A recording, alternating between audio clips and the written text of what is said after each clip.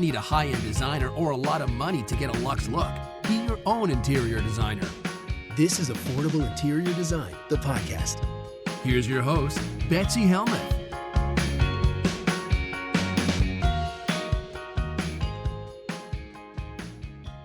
My first question is coming in from Samantha. I guess she goes by Sammy, who's from Delaware. And she writes, "Hi, Betsy. I love the show.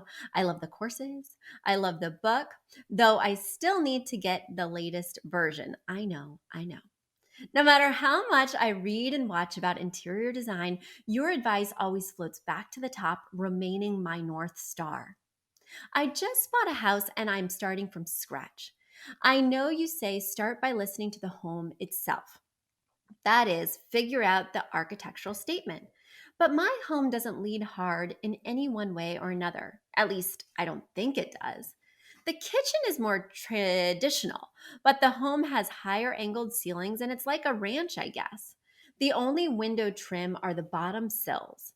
The photo contains the cellar's furniture and I do plan to paint. Warm hardwood is throughout. This home is a single story and it was built in 2004 in southern Delaware. The fixtures are traditional and often that gold brass, but the kitchen has brushed nickel. So what do you do when you can't figure out the architectural statement? And should an architectural statement always come before style preferences? Are there exceptions? I'm worried that the strongest statement is more traditional, and I like modern. Though I do like styles with mixed elements like French modern or even a touch of late century mid-modern, international-ishness. I am ready for a Betsy Smackdown. I would rather have a cohesive look than a kitschy, discordant mess. Thank you for the amazing resource that is your podcast and your other content offerings. It's been amazing for a budget apartment renter like me. I'm excited to invest what I've learned into my new house, and I am saving up to do your 2-room virtual package. All the best, Sammy. P.S. I've been listening for years, but last year was crazy. So if you've answered this question, I'd be happy to sift through your catalog again. I'm almost up to date, but I haven't done 2020 and early 2021. I have a suspicion this may have been a question in, say, 2018-ish, but I can't seem to find it. Please feel free to abbreviate my email if it's too long. Well, first of all, Sammy, it was not too long. And second of all, the details are so important when giving you great advice. I want you to be able to take the information that I'm sharing with you and immediately apply it. So details and pictures are key. Thank you for sending both. Also, I wanted to bring up one point before I answer your question. You said, I'm sure you've answered this question before. And boy, oh boy, Sammy, are you right? I think I've answered every design question before. I have been on the air for almost 7 years. That's right, guys. In March, it will be 7 years. And 308 episodes as of this show, with multiple questions per most episode, means that I've talked about a whole lot of interior design. Everything old is new again. And I am evolving as a designer and my ideas grow and change. So, of course, the rules in my book, the tenets that I share that are foundational, I don't really change those. I tend to always play by the rules because it's easier for me to do. It gives me a perfect framework, and most of my clients execute the designs I create. I don't personally execute them. So I want them to know with confidence that yes, this proportion totally makes sense. I know how to do this. I can follow these rules that Betsy's laid out, and I will get the look I'm going for. Versus doing something wacky that's constantly breaking the rules that I would need to curate personally, and I would need to share with them, hey, this is what I'm doing. It's intentional. I did a huge overscale painting above your small buffet for this reason, and it looks unusual, but I'm going to balance it with X, Y, Z. No, I'm just going to give them something that makes a lot of sense and looks great and is easy to execute. That's my jam. Everybody has their little niche in the design universe in terms of designers who have a platform, and mine is practical meeting pretty, right? Because for me, I have 2 young children. I have a dog. I have a cat. I have a husband who's messy. I'm a little messy. And if it's not practical first, it's not going to look pretty for very long. Just put it that way. So, I probably have new spins on every question, even if I read it again. I will not remember if I have answered this question because life happens and my memory. I mean, some days I feel like Dory, Finding Nemo. See, I don't even remember the name of the movie. But I'm happy to answer questions again and again. And I think my listeners will get value from new spins or from me saying it a different way. And certainly, if they're watching on YouTube, they'll get value from seeing your images and being able to put the ideas together. All right. That being said, let's dig into your question. So, as I'm scrolling through your pictures right now, I totally agree with you. The inside of the house is rather nondescript. I don't even think the kitchen cabinets are all that traditional. Sure, they do have a small panel. Sure, they have an arch at the top with the detailing within that panel, but they're not overly ornate. There's not a lot of carving. The backsplash seems pretty simplistic. Even the drawer fronts are just flat. So I would definitely call this transitional much more than traditional. And yes, the baseboard moldings, the trim around the fireplace, that has a little bit of character to it, a little bit more carving than not. But there's nothing ornate, filigreed, intense, overscale. It's all pretty bland. And I mean that in a good way for you because you can really do what you want with the inside of this house. Now, I don't just look at the inside, I also try and look at the exterior, which I cannot see in these pictures. But based on the interior, I think you could take this in any direction. I have a house that was built in 1913.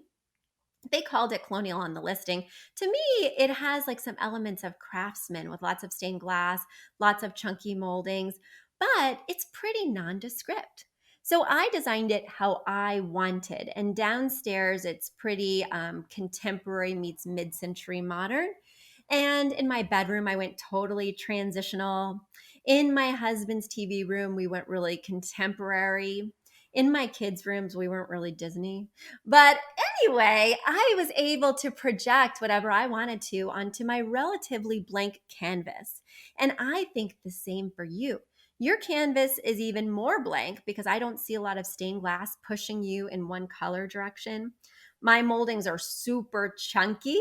I think my baseboards are between 8 and 10 inches high.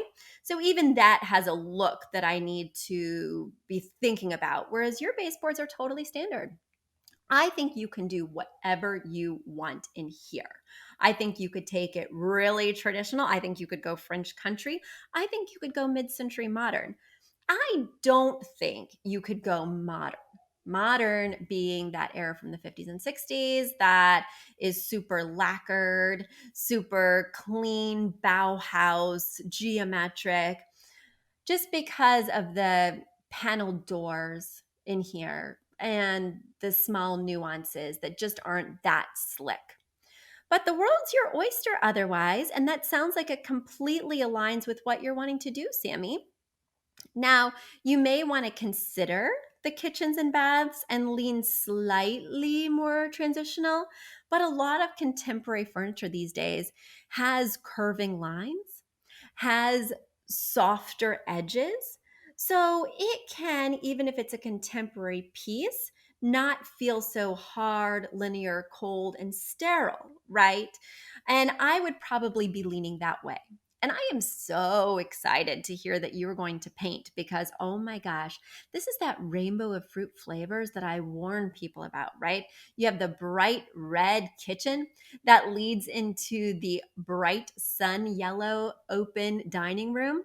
Then you have this sort of room off of the dining room that's got this kind of ecru neutral. I mean, there's just a lot going on, and none of it to me is a style. So I think this home is not only open for interpretation, it is begging for interpretation. We need to bring this home some sophistication because right now is a little all over the place, which I hope means that you got a really great deal on it, because I mean, this person who lived here, I don't know if they enjoyed consignment store shopping and just took anything they saw that was interesting but didn't think about making the space cohesive, or if they were just really eclectic and sort of without an anchor. But your job is to bring this space that anchor. And like I did with my tabula rasa, you can give each room its own flavor, maybe a slightly different style, right?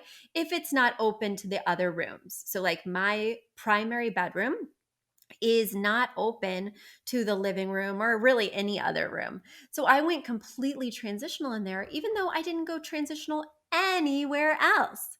So these are some tips for you that I hope help when you're designing your space. Let me leave your pictures and go back. Oh, yes, I did not touch upon the finishes. So, actually, looking at your home right now, as I'm seeing the finishes, a lot of them are silver. And if you say that the kitchen also features silver, then I would stick to silver. Now, I do think that the most exciting way to use metal finishes is to do a two-tone finish.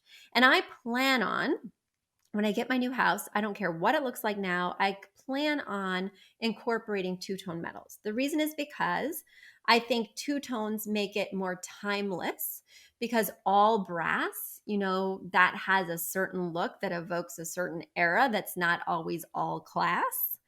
And all silver, which I did in my current home, um, it's just a lot of the same look.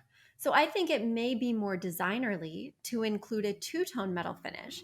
But when I'm doing two-tone metal finishes, I never mix warm and cool metals. So warm metals are brass, gold, things like that.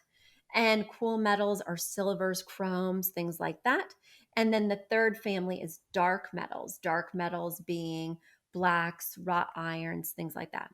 I only mix black with cool and black with warm. I never mix warm and cool. That being said, you have a lot of silver metals in here, so you could go ahead and mix black metals in. My tip with that is that you don't just arbitrarily pick some things in black and some things in silver. You intentionally pick a few prominent pieces, just like 2 to 5 prominent pieces in the room that are both metal finishes. So maybe it's a floor lamp where, like, there's this really cool floor lamp at CB2 where the gold base ombres down to black. So it's this slow fade from this really warm metal to this deep, dark tone. I would prominently place that floor lamp.